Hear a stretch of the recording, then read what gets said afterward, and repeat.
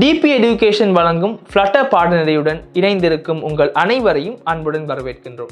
இப்போது நமக்கு நம்முடைய டோட்டலை கார்ட் பேஜில் டிஸ்பிளே செய்ய வேண்டும். நான் உங்களுக்கு எப்படி டோட்டலை மேலே உள்ள கார்ட் ஐட்டம்ஸ் மாற்றப்படும் போது அதே நேரத்தில் இந்த டோட்டலை எப்படி மாற்றுவது என்று சொல்லித் தருகிறேன். ஏனென்றால் ஏற்கனவே நம்முடைய கார்ட் என்ற விஜெட் கன்சியூமராக மார்க் செய்யப்பட்டிருக்கின்றது. நாங்கள் கன்சியூமராக மார்க் செய்யும் போது முழு விஜெட்டையும் கன்சியூமராக செய்ய வேண்டிய அவசியம் இல்லை என்பதை நீங்கள் பார்த்திருப்பீர்கள். நமக்கு தேவையான செக்ஷன் மட்டுமே கன்சியூமராக மார்க் செய்தோம். நாங்கள் எப்படி கார்ட்டில் டோட்டலை மற்றும் கார்ட்டை கிளியர் செய்கிறோம் என்று இப்போது நாங்கள் பார்ப்போம். இந்த கோட் மூலம் அதை எப்படி சரியாக செய்வது என்று இப்போது நாம் பார்ப்போம். உங்களுக்கு இப்படி கார்ட்டில் ஐட்டம்ஸை ஆட் செய்த பிறகு ஒரு தனி பட்டனை பிரஸ் செய்து இந்த கார்ட்டை முழுமையாக கிளியர் செய்வது எப்படி மற்றும் இப்போது கார்ட்டில் உள்ள முழு டோட்டலை கால்குலேட் செய்து டிஸ்பிளே செய்வது எப்படி என்று இப்போது நான் இந்த செக்ஷனில் கற்பிக்கின்றேன். இதனால் இது பெரிய கடினமான ஒரு விடயம் இல்லை. உங்களால் இந்த மெத்தட்ஸை தனியாக சரியாக இம்ப்ளிமெண்ட் செய்ய முடியும் என்று நான் நினைக்கின்றேன். இப்போது நான் உங்களுக்கு எப்படி வேலையை செய்வது என்று சொல்லித் தருகிறேன். இப்போது நீங்கள் உங்கள் கார்ட் ப்ரொவைடருக்கு செல்ல வேண்டும். நான் இப்படி என் கார்ட் ப்ரொவைடருக்கு செல்கிறேன். இங்கு நாங்கள் வைத்த பிரிண்ட் ஸ்டேட்மெண்ட்ஸ் தேவையில்லை. நான் பிரிண்ட் ஸ்டேட்மெண்ட்ஸை அகற்றிவிடுகிறேன். நாங்கள் கீழே சென்று ஒரு புதிய மெத்தடை டிஃபைன் செய்வோம்.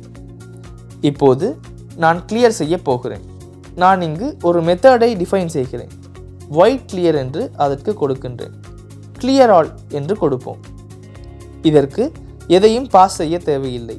எனக்கு எங்களுடைய ஐட்டம்ஸை முழுமையாக எம்டி செய்ய வேண்டும். எம்டி செய்ததன் பின்னர் கட்டாயமாக நாங்கள் என்ன செய்ய வேண்டும்? என் லிசனர்ஸை நோட்டிஃபை செய்ய வேண்டும். இதுதான் இந்த மெத்தட். எங்களுக்கு எங்களுடைய டோட்டலை கால்குலேட் செய்ய வேண்டும். நான் டோட்டலை கால்குலேட் செய்ய வேண்டும். அப்படியானால் எனக்கு கட்டாயமாக டபுள் டோட்டல் ரிட்டர்ன் ஆக வேண்டும். நான் கெட்டராகவே இதை உருவாக்கப் போகிறேன். நான் டோட்டல் அமௌண்ட் என்று பெயர் கொடுக்கின்றேன். இதனால் இது பெரிய கடினமானது இல்லை. நான் முதலில் ஒரு வேரியபிளின் உள்ளே இந்த டோட்டலை வைக்கின்றேன். இதை நான் 0க்கு அசைன் செய்கிறேன். உங்களால் இந்த ஒவ்வொரு ஐட்டம் மூலமாகவும் சென்று ஐட்டம்ஸ் டாட் ஃபார் ஈச் என்று வைக்க முடியும். ஒவ்வொரு ஐட்டம் மூலமாகவும் செல்லும்போது உங்களுக்கு ஐட்டமின் கீ தேவையில்லை. இந்த ஒவ்வொரு கார்ட் ஐட்டமையும் நான் இங்கு கார்ட் ஐட்டம் என்று வைக்கிறேன். ஒவ்வொரு கார்ட் ஐட்டமையும் எடுப்போம்.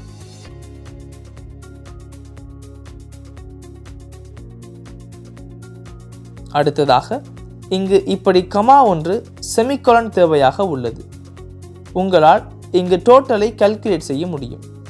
டோட்டல் பிளஸ் ஈக்குவல் என்று டைப் செய்து கார்ட் ஐட்டமில் உங்களுக்கு பிரைஸை கண்டுபிடிக்க முடியும். இந்த பிரைஸ் குவான்டிட்டியால் பெருக்கப்பட வேண்டும். கார்ட் ஐட்டமில் குவான்டிட்டி இருக்கிறது உங்களுக்கு நினைவிருக்கலாம். அதாவது 2 என்றால் 2இன் பிரைஸை நாம் கால்குலேட் செய்ய வேண்டும். அது உங்களுக்கு நிச்சயமாக விளங்க வேண்டும். உங்களால் இறுதியாக டோட்டலை ரிட்டர்ன் செய்ய முடியும். நான் டோட்டலை ரிட்டர்ன் செய்கிறேன். நாங்கள் இங்கு என்ன இஷ்யூ இருக்கிறது என்று பார்ப்போம். சற்று கவர் செய்யும் போது உங்களால் பார்க்க முடியும். இங்கு double can be assign to a variable of type int என்று சொல்கிறது. இங்கு உங்களுக்கு தெரியும், நான் இதை இன்டிஜராக இனிஷியலைஸ் செய்திருக்கிறேன்.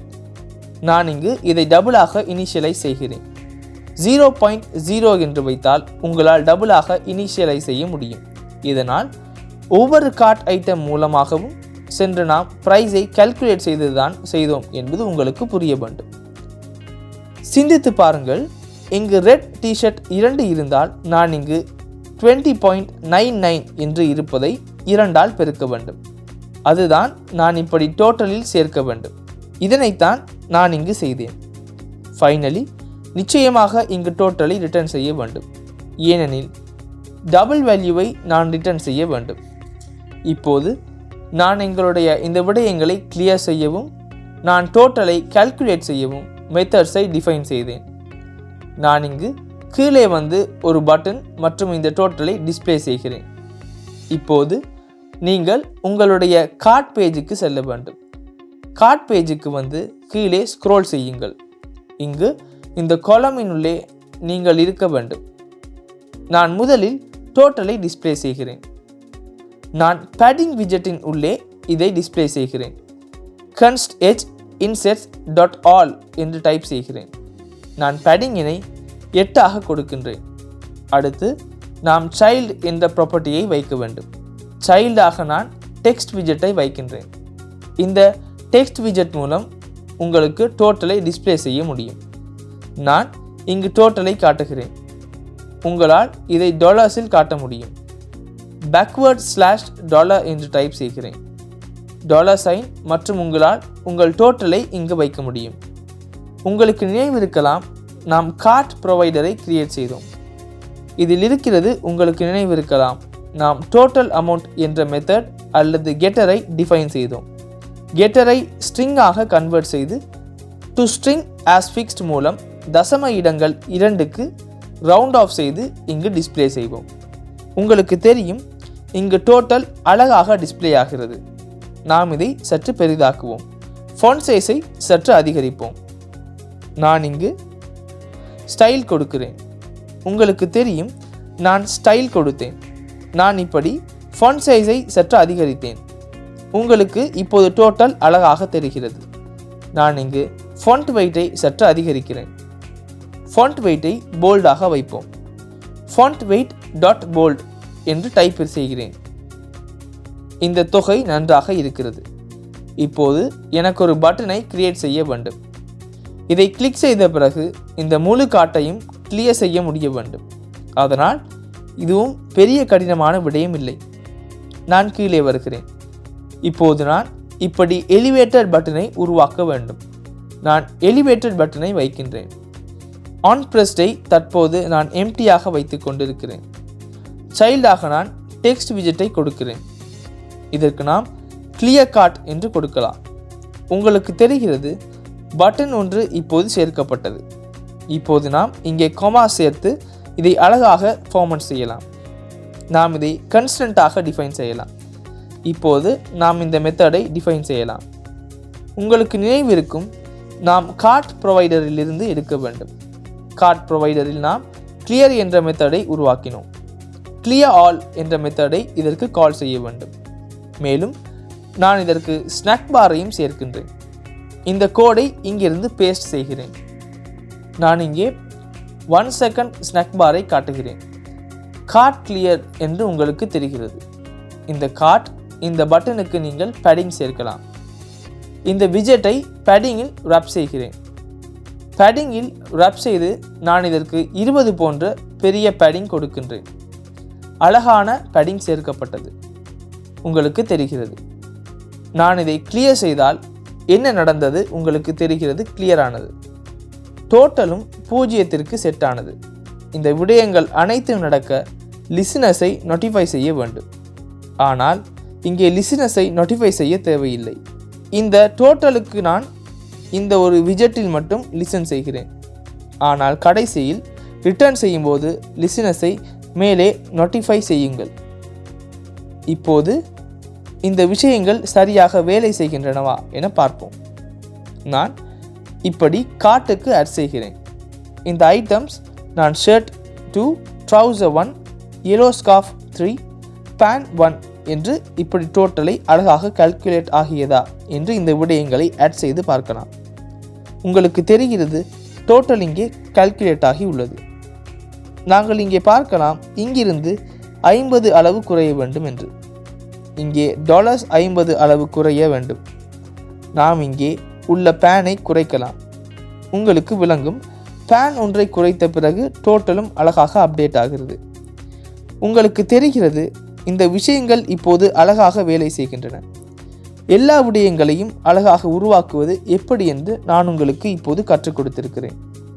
உங்களுக்கு தெரிகிறது, இந்த விஷயங்கள் இப்போது அழகாக வேலை செய்கின்றன. எனவே இந்த ப்ரொவைடர் பற்றி பேசிய செக்ஷன் இங்கிருந்து முடிவடைகிறது. அதாவது ப்ரொவைடர் பற்றி பேசியவை இல்லாவிட்டால் ப்ரொவைடர் மற்றும் டெடிகேட் செய்து பேசிய செக்ஷன் இங்கிருந்து முடிவடைகிறது.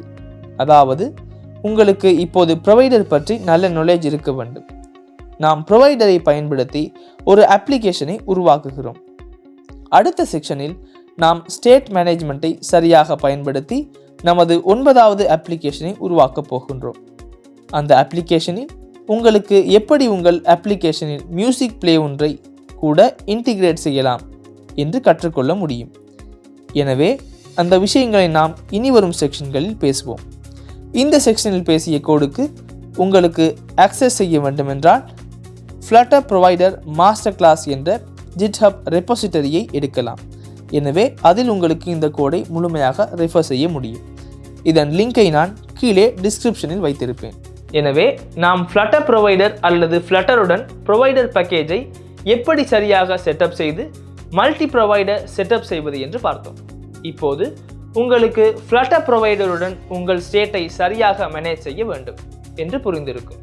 இப்போது நமக்கு ஸ்டேட் பற்றி நல்ல ஐடியா ஒன்று இருக்கின்றது. இப்போது நமக்கு இருப்பது Flutterஇல் ஏதாவது புதிய ஃபீச்சர், நாம் பேசாத ஃபீச்சர் ஒன்றை ப்ரொவைடருடன் செட்டப் செய்து லோக்கல் ஸ்டோரேஜ் போன்றவற்றை சரியாக செட்டப் செய்து நமது 9வது அப்ளிகேஷனின் வேலைகளை அடுத்த பாட்டில் இருந்து ஆரம்பிப்போம். எனவே அடுத்த செக்ஷனில் இருந்து நாங்கள் நமது 9வது அப்ளிகேஷனுடன் வேலைகளை ஆரம்பிப்போம்.